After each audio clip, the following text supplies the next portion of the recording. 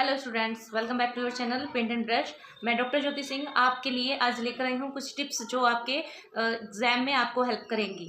तो last video में मैंने आपको समझाया था कि आपके इंस्ट्रक्शंस जो हैं आपकी न्यू कॉपी में, उसमें आपको क्या करना है, आपको क्या लेकर जाना है एग्ज़ाम में और आपको क्या नहीं लेकर जाना है। आज मैं आपको बताने वाली हूँ, आपके पेंटिंग का पेपर आने वाला है और उसके लिए कुछ टिप्स, कुछ जो आपके लिए बहुत ज़रूरी है जानना, वो चीज़ें मैं यहाँ बताने वाली हूँ।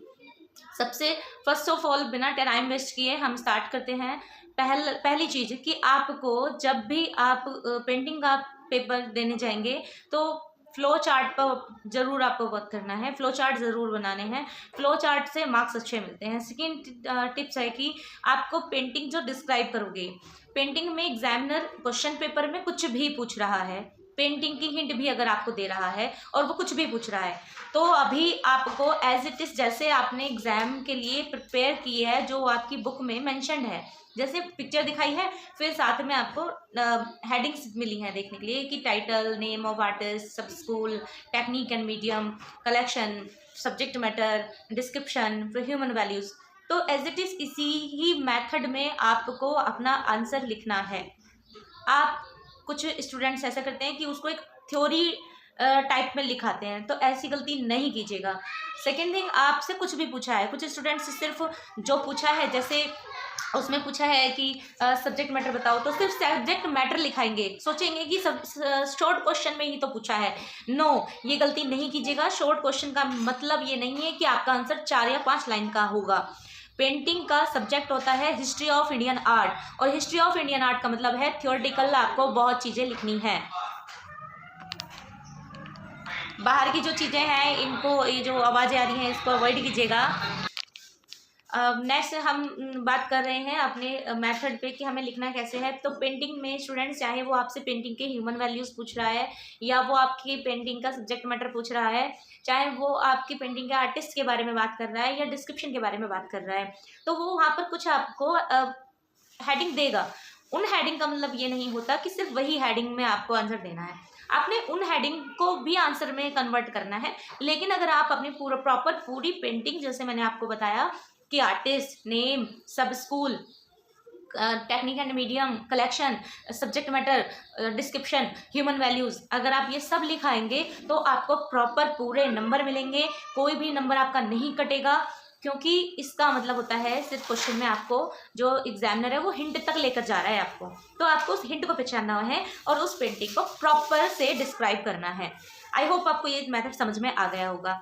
सेकेंड थिंग, यहाँ ये नहीं देखना है कि 2 मार्क्स का है या ये 6 मार्क्स का है। 2 मार्क्स का है तो आप हेडिंग को सब देंगे, लेकिन डिस्क्रिप्शन में जहाँ आप 10-12 पॉइंट्स पर बात करने वाले थे, वहाँ आप वो पॉइंट्स कम कर देंगे। आप उन मेन पॉइंट्स पर बात करेंगे जिन्हें एग्जामिनर ने पूछा है। लेकिन ये, इसका मतलब ये बिल्कुल नहीं है कि आप हेडिंग ही गायब कर दें। Is that clear? आपने वो सब प्रॉपर से मेंशन करना है। अब हम बात करते हैं 6 नंबर में, अगर पेंटिंग पूछी जा रही है तब भी हमें वो पेंटिंग प्रॉपर पूरी देनी है। लेकिन उसमें क्या चेंज होगा, उसमें डिस्क्रिप्शन में आपके जो पॉइंट आपने शॉर्ट क्वेश्चन में 5-6 दिए थे, आप यहाँ लॉन्ग क्वेश्चन में 10-12 पॉइंट्स बना देंगे, तो आपका वो जो क्वेश्चन आंसर है वो लेंथी हो जाएगा। आई होप आपको ये चीज़ें समझ में आ गई होंगी। नेक्स्ट, अपनी राइटिंग को अच्छे से ब्यूटीफुली रखना है। नेक्स्ट थिंग, आप एक ध्यान रखना कि आपने ब्लैक पेन का यूज़ नहीं करना है। ब्लैक पेन का यूज़ नहीं करना है। आपने अगर आपको हम 11th में, 12th में क्लास में हमेशा बोलते हैं कि ब्लैक पेन से हेडिंग लिखो, ब्लैक पेन से अंडरलाइन करो, तो इस वहाँ पर क्या करना है ना, ब्लैक पेन का यूज़ नहीं करना है, क्योंकि ब्लैक पेन जो होता है वो कोऑर्डिनेटर का होता है, जो क्रॉस चेकर होता है उसका होता है। तो आपने क्या करना है, ब्लैक पेन की जगह ब्लू पेन जो होते हैं वो 2 शेड में आते हैं। एक लाइट ब्लू होता है, एक डार्क ब्लू होता है, एक लाइट पाइलेट पेन होता है, एक डार्क पाइलेट पेन होता है, होते वो दोनों ब्लू हैं। तो आपने उन दोनों ब्लू कलर की शेड लेनी है आप, और उन्हीं ब्लू कलर में आपको अपना आंसर लिखना है, अंडरलाइन करना है, हाईलाइट करना है। या सेकेंड थिंग, आप पेंसिल का भी इसमें यूज़ कर सकते हैं। पेंसिल से अंडरलाइन कर दीजिए, पेंसिल से हाईलाइट कर लीजिए। अब हम बात करते हैं अपने टिप्स जो मार्क्स अच्छे दिलाती है, तो उसमें फ्लो चार्ट बनाना ज़रूरी है। फ्लो चार्ट ज़रूर बनाइएगा। पिक्चर बनाने से आपको मार्क्स नहीं मिलने वाले, क्योंकि पिक्चर बनाने के लिए आपके पास में आपका 70 मार्क्स का प्रैक्टिकल होता है। तो आपने फ्लैग के आप पिक्चर्स बनाए तो फ्लैग में आपको प्रॉपर नंबर मिलेंगे? नो, आपने फ्लैग को प्रॉपर से डिस्क्राइब करना है और फ्लैग के आप फ्लो चार्ट में आप फ्लैग के पॉइंट्स दिखा सकते हैं।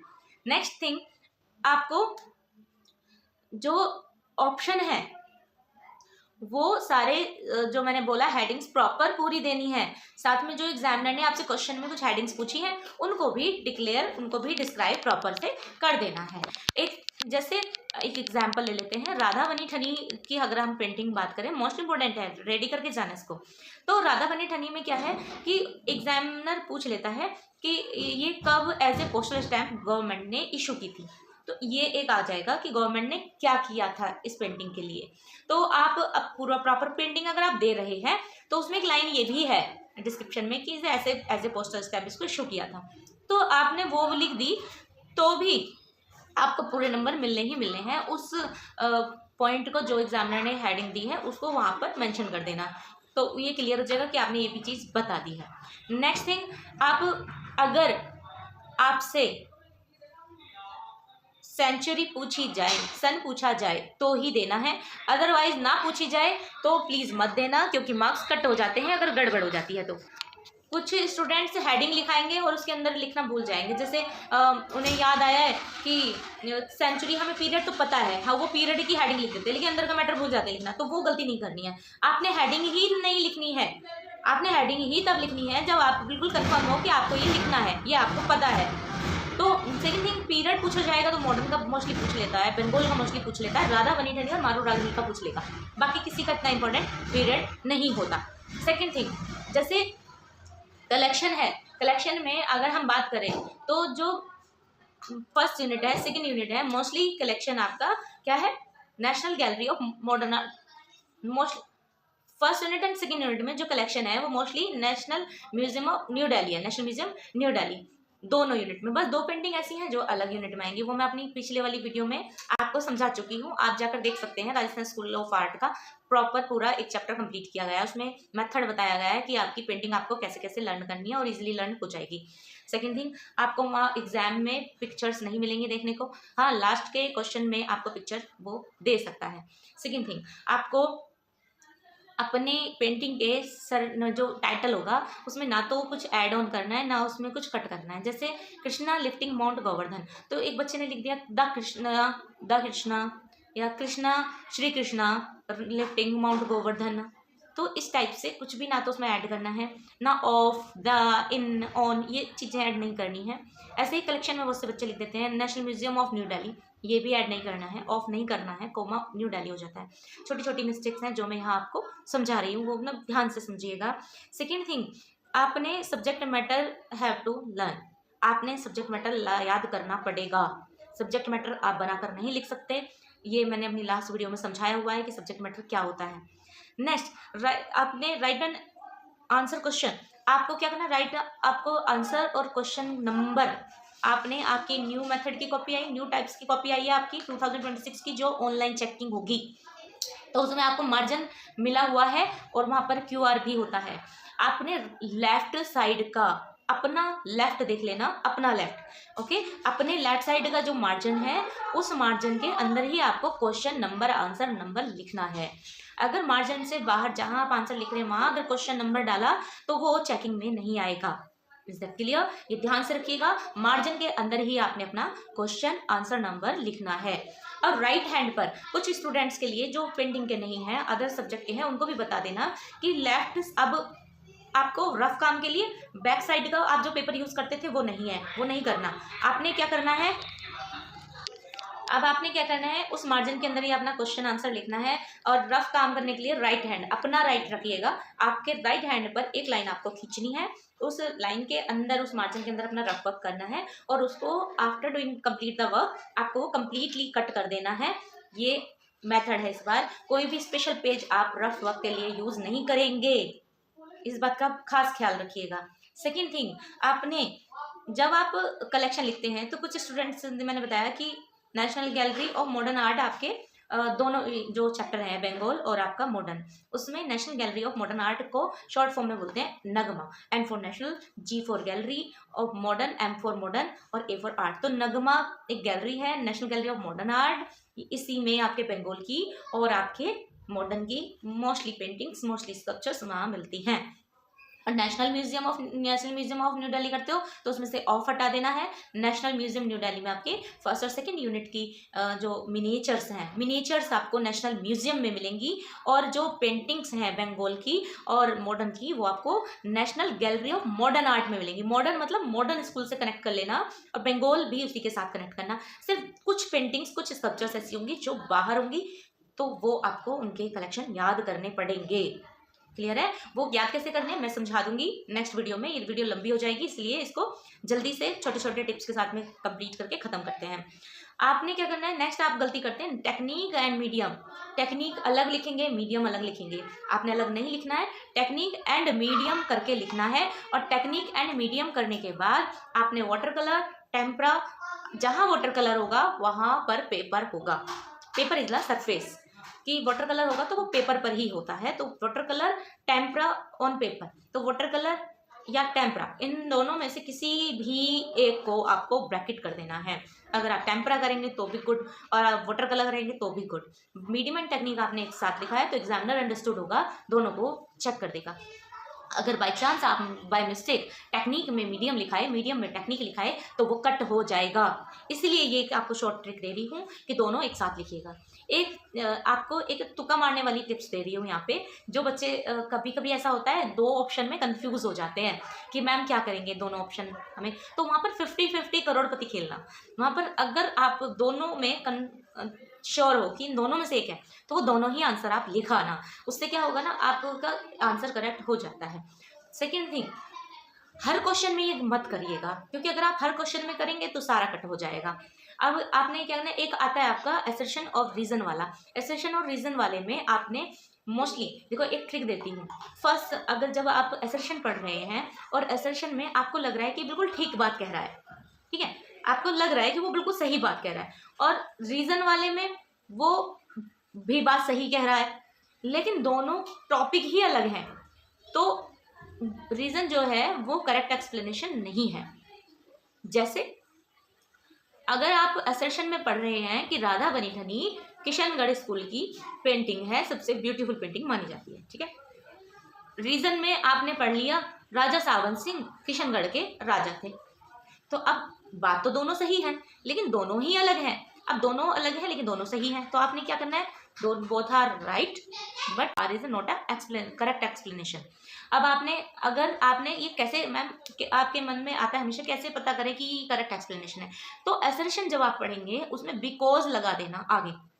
जैसे राधा बनी ठनी किशनगढ़ की ब्यूटीफुल पेंटिंग मानी जाती है क्योंकि, अगर क्योंकि आया बिकॉज, अब यहाँ पर किशनगढ़, यहाँ हमने दे रखा राजा सावन सिंह किशनगढ़ के राजा थे, तो ये तो बिल्कुल मैच नहीं कर रहा, तो इसका मतलब गलत है। बिकॉज के बाद में तो राधा बनी ठनी के बारे में ही तो बताना था, तो अगर उसके बाद में आया क्योंकि, राधा एंड कृष्णा जो टॉपिक थे मोस्टली किशनगढ़ में बनाए जाते थे। एक्सप्लेनेशन सो ठीक है, क्यों, क्योंकि इसमें राधा का रिपीटेशन हुआ है, राधा को इसमें माना गया है। तो अब आपने इसी तरीके से बिकॉज लगा के असर्शन में बिकॉज ऐड करके आपने उसका आंसर फाइंड करना है। क्लियर है? मोस्टली फर्स्ट और सेकंड होते हैं, और जो थर्ड फोर्थ होते हैं उसमें आपको क्लियरली समझ में आ जाएगा, क्योंकि एक तो या तो फॉल्स होगा या एक राइट होगा, तो आप उसमें चेक कर लीजिएगा। आई होप ये आपको टिप्स पसंद आई होंगी, तो शेयर ज़रूर करना, जिससे कि टाइमली ये उन स्टूडेंट्स तक पहुंच जाए जिनके पास में टीचर्स प्रॉपर पढ़ाने के लिए नहीं होते बच्चों। तो मेरी रिक्वेस्ट है कि आप सभी इसको शेयर करें ज़्यादा से ज़्यादा, जिससे ये टाइमली उन स्टूडेंट्स तक। नेक्स्ट थिंग, आपने क्या करना है, कोई भी क्वेश्चन का आंसर अगर आपको नहीं आ रहा है तो भी उसको छोड़कर नहीं आना है। आपने देखिए बेटा, अब ये जो आपकी कॉपी है ये ऑनलाइन चेक होने वाली है, तो आपने क्या करना है, ब्लैंक नहीं छोड़ना है, कॉपी को प्रॉपर भर के आना है। आपने हर क्वेश्चन का आंसर ज़रूर देना है, इस बात का ध्यान रखिएगा। ये सब्जेक्ट आपका सिर्फ पास होने के लिए नहीं होता है, स्कोरिंग सब्जेक्ट होता है, मार्क्स अच्छे लाने के लिए होता है। वहाँ पर आपके 67, 68, 69, 70 मार्क्स 101% हर टीचर अपने स्टूडेंट्स को दिलाता है।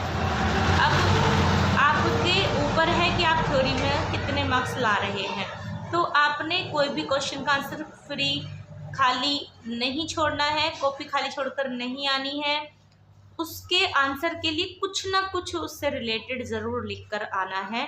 सेकेंड थिंग, आपकी जो कॉपी है वो 20 पेजेस की होगी, तो ये नहीं है कि आपको कॉपी मिलेगी नहीं, बी कॉपी बी शीट आपको मिलती है।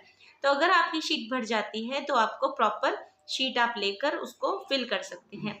आपके जो शॉर्ट क्वेश्चन है वो आपके 8 MCQs आएंगे जो आपके एक पेज पर हो जाएंगे। अब मैं आपको नेक्स्ट वीडियो में बताऊंगी कि टाइम मैनेजमेंट लेकर कैसे चले, जिससे आपका क्वेश्चन पेपर छूटे ना, और दूसरा कि आपको कितने क्वेश्चन में, कौन से क्वेश्चन में कितने पेजेस भरने हैं। तो ये वीडियो काफ़ी लंबी हो गई है, इसको यहीं पर शॉर्ट करते हैं, और इस चैनल को सब्सक्राइब ज़रूर कर लेना, वीडियो को लाइक करना, शेयर करना मत भूलना। God bless you. अच्छा से ये वीडियो मैं बना रही हूँ, पढ़ा रही हूँ, ये सफल हो जाए तो उन स्टूडेंट्स की हेल्प हो सके। Thank you, God bless you, all the best for your exam.